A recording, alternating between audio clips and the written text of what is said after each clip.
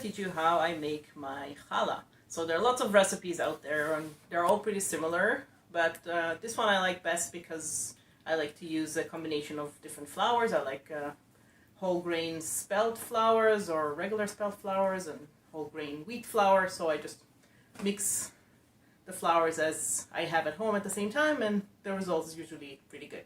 So what's also nice about this recipe is that I use bread machine yeast, which are much faster than the regular dry yeast.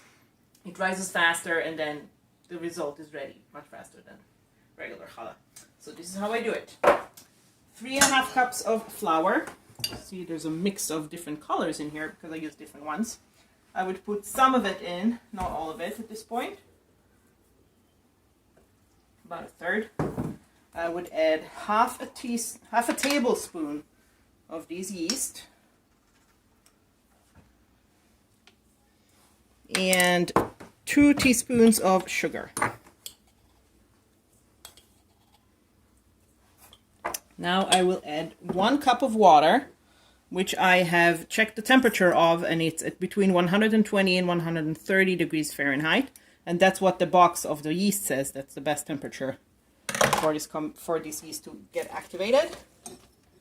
I mix it in. Just mix it in with the sugar.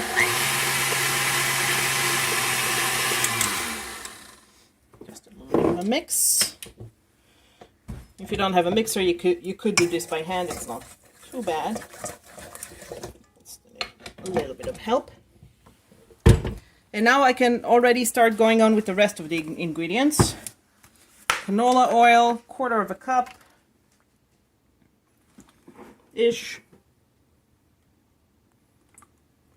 Okay, that goes in. 1 egg.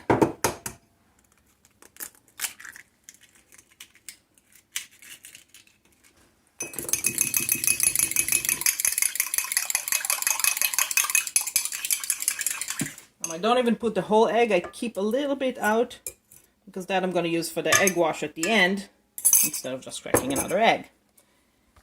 Okay, I'll mix this in just for a second, and then I could add more flour and my salt, which is again half a tablespoon. You can put less salt if you don't like it. I personally like a lot of salt, so it tastes better.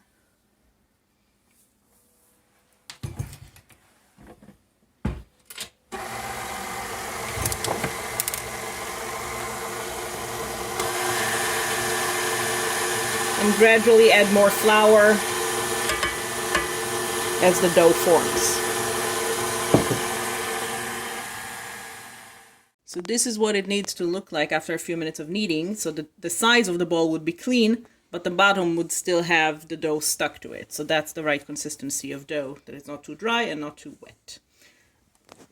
So after it kneaded for about 10 minutes, we are letting the dough rest and rise for about 45 minutes. I put it in the oven. I have a setting for bread proofing, but you can just leave it covered. If it's not a cold area in your house, then it should be fine. Okay, so this is our dough that it's done kneading. I'm kind of shaping it into a nice ball. Put a little bit of flour into the bowl. Put it in. A little bit of flour on top. And then cover it with either saran wrap or some airtight cover. I have those nice silicone ones. And then I hop it on to the oven on the bread proof program for about 45 minutes.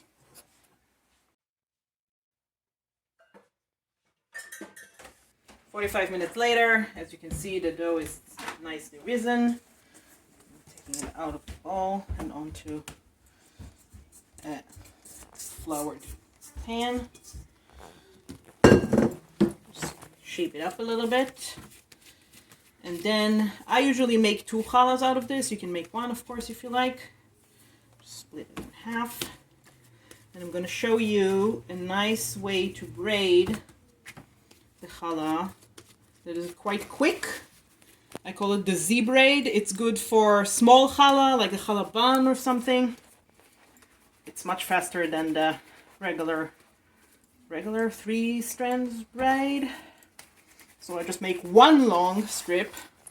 In a minute now. It's more like a knot than a braid, but you'll see in a minute. Okay, so I have one long strip and I put it on the pen like the letter Z. Make it a little bit nicer.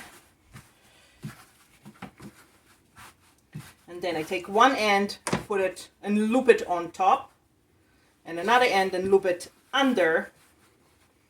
And now the strap that went on top will go into the hole from under. And the strap that went under will go into the next hole from above. And there you go. Cute little challah bun or small challah. The other one I'll braid regularly. You all know that one. Just cut it into 3. Make a little snake. You can do 4, 5, 7. You can find on YouTube explanations on how to do all sorts of crazy braiding. But who has time for that? Between kids' Zoom lessons.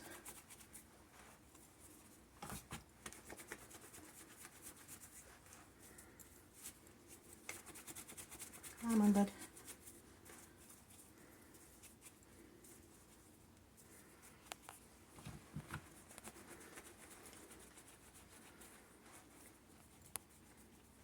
Some go really fast, some not so much. Okay. And just braid them together and tuck under the ends.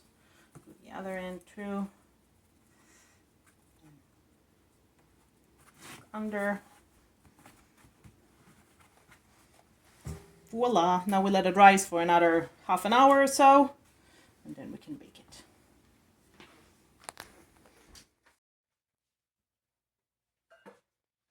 Okay, so here are the challahs after they've had a nice long rest in the oven. It actually was more than half an hour because I went out, but half an hour would have been enough.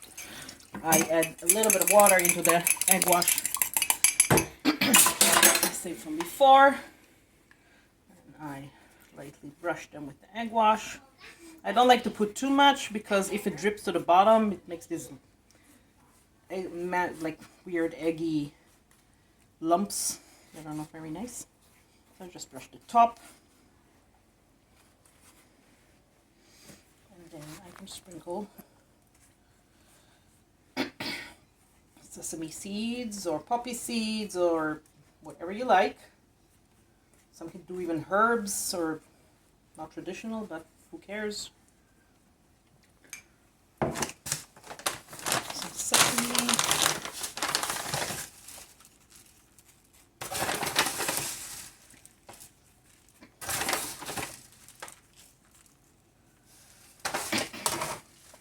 And some coarse salt. And then you put them in the oven on 350 for about 20 minutes until they look nice. That's it.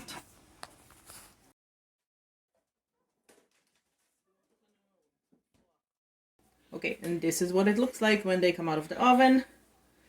Now let them cool for a bit and Shabbat Shalom.